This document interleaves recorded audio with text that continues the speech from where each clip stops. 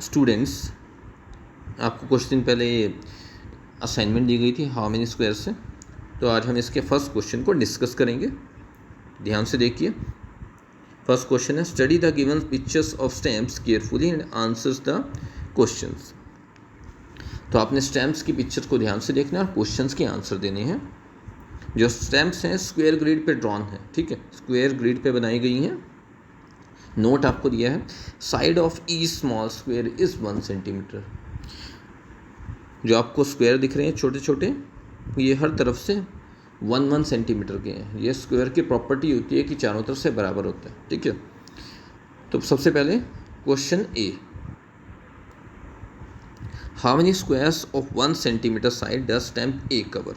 जो स्टैम्प ए है वो कितने स्क्वायर्स को कवर कर रही है। स्टैम्प ए दिख रही है आपको, ये कितने स्क्वायर को कवर कर रही है, देखते हैं, ठीक है। नंबर ऑफ स्क्वायर काउंट कर सकते हैं आप, 1 2 3 4 5 6 7 8 9 10 11 12 13 14 15 16 17 18। तो नंबर ऑफ स्क्वायर कितने, 18। तो आंसर क्या है, 18 स्क्वायर्स। तो आंसर आप यहाँ लिखोगे, लिखना है आपने 18 स्क्वायर्स, पूरा लिखना है। एंड देन है इसी का नेक्स्ट पार्ट एंड बी, और स्टैम्प बी कितने स्क्वायर को कवर कर रही है वो भी निकालते हैं। ये स्टैम्प बी है आपके पास। नंबर ऑफ स्क्वायर को काउंट करो, 1 2 3 4 5 6 7 8। तो नंबर ऑफ स्क्वायर हमारे पास आ गए 8। तो आप यहाँ पे आंसर लिख सकते हो 8 squares, okay. Next question B है हमारे पास, which stamp has the biggest area. कौन सी स्टैम्प ऐसी है जिसका एरिया सबसे बड़ा है, या कौन सी स्टैम्प सबसे बड़ी है, ठीक है। आपको देखने में कौन सी स्टैम्प सबसे बड़ी लग रही है, ऑब्वियसली स्टैम्प ए। तो इसका आंसर है स्टैम्प ए। ये है स्टैम्प ए, ये सबसे बड़ी है, तो आप लिखोगे यहाँ पे स्टैम्प ए। और बी का ही सेकंड पार्ट आप देख रहे हो, ठीक है। How many squares of side 1 centimetre does this stamp cover. यहाँ पे लिखा है दिस स्टैम्प। अब आप सोचिए कौन सी स्टैम्प, वही स्टैम्प जो हमने जस्ट डिस्कस की है अभी। कहाँ पे, यहाँ पे। कौन सी स्टैम्प है, स्टैम्प ए, कि वो कितने स्क्वायर्स को कवर कर रही है। उसका आंसर हम यहाँ पे पहले ही निकाल चुके हैं। कितना निकाला था, 18 स्क्वायर्स। तो यहाँ पे भी आप लिखोगे 18 स्क्वायर, ठीक है। अब नेक्स्ट बी का ही थर्ड पार्ट है, how much is the area of the biggest stamp, ठीक है। जो सबसे बड़ी स्टैम्प है स्टैम्प ए, उसका एरिया आपको फाइंड आउट करना है। यहाँ पे सबसे बड़ी स्टैम्प पे चलते हैं। इसमें क्या है, एरिया निकालने के लिए आप क्या कर सकते हैं, नंबर ऑफ स्क्वायर को काउंट कर सकते हो, और जो हर एक स्क्वायर है वो 1 सेंटीमीटर का है, तो एरिया आ जाएगा 18 स्क्वायर सेंटीमीटर। वैसे नॉर्मली हम जो भी रेक्टेंगुलर शेप होती है ऐसी, एरिया को निकालने के लिए फॉर्मूला का यूज़ करते हैं। फॉर्मूला होता है लेंथ इनटू विड्थ। ये रेक्टेंगुलर शेप के एरिया को निकालने का फॉर्मूला है, ठीक है। यहाँ पे आप क्या देख रहे हो, लेंथ कितनी है, सॉरी, लेंथ हमारे पास है 6 सेंटीमीटर, क्योंकि ये जो आप एक साइड देख रहे हो स्क्वायर की, 1 सेंटीमीटर की है। नंबर ऑफ स्क्वायर है 1 2 3 4 5 6।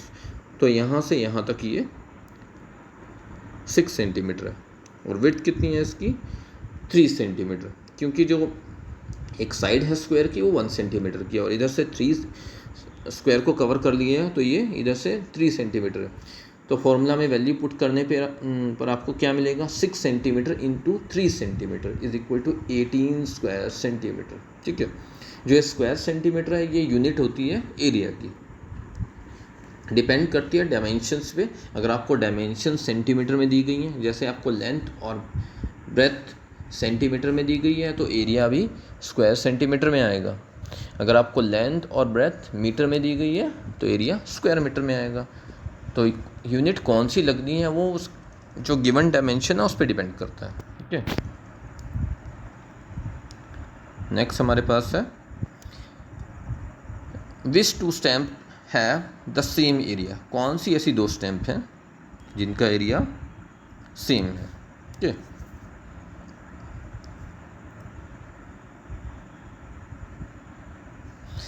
कौन सी दो स्टैम्प हैं? मुझे तो लग रही हैं स्टैम्प डी और स्टैम्प एफ, दोनों बराबर लग रही हैं देखने में। तो वेरीफाई कर लेते हैं हम एरिया को।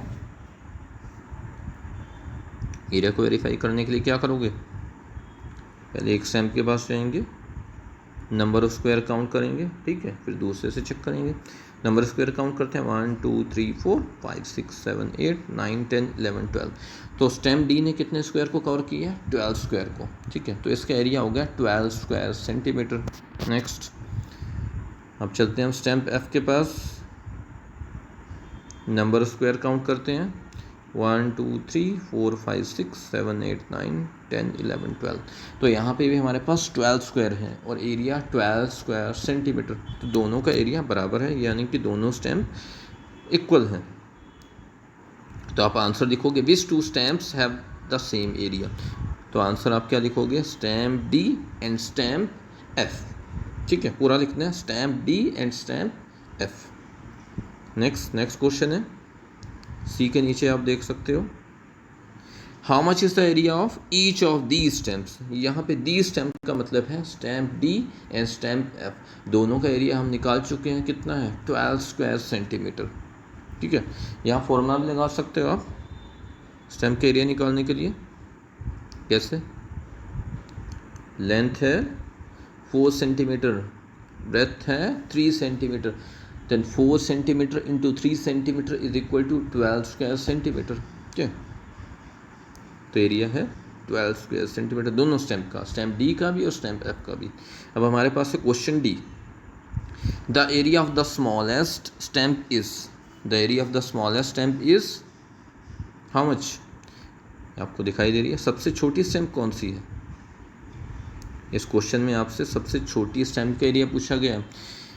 सबसे छोटी स्टैम्प है हमारे पास स्टैम्प ई, ठीक है, सबसे छोटी दिख रही है आपको। कितने स्क्वायर कवर किए हैं इसने? देखो पास से देखिए, 4 स्क्वायर्स, ठीक है, 1 2 3 4। तो एरिया कितना है स्टैम्प ई का? 4 स्क्वायर सेंटीमीटर। तो एक स्क्वायर है, स्क्वायर का फॉर्मूला क्या है एरिया निकालने का? Side into side. साइड कितनी है? 2 centimetre into 2 centimetre is equal to 4 square centimetre, ठीक है। अब हमारे पास है डी का second part last, the difference between the area of the smallest and the biggest stamp is dash square centimetre. तो इस क्वेश्चन आपसे पूछा गया है सबसे बड़ी स्टैम्प और सबसे छोटी स्टैम्प के एरिया में क्या डिफरेंस है, ठीक है, कितना फ़र्क है दोनों में। जो स्टैम्प ए है, स्टैम्प ए का एरिया कितना था?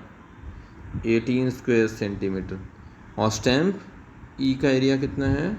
4 स्क्वायर सेंटीमीटर। माइनस करोगे 14 आ जाएगा आपके पास। तो आंसर क्या आएगा? 14 स्क्वायर सेंटीमीटर। तो मुझे लगता है ये वीडियो देखने के बाद आपको ये क्वेश्चन बिल्कुल क्लियर हो गया होगा। अगर फिर भी आपको कोई डाउट है तो कमेंट सेक्शन में आप कमेंट दे सकते हैं अपना, कि आपको कोई पर्टिकुलर क्वेश्चन समझने में दिक्कत है, ठीक है, या कुछ और, तो आपकी पूरी हेल्प की जाएगी और मैं कोशिश करूँगा कि आपके सारे डाउट्स दूर हों। Thank you.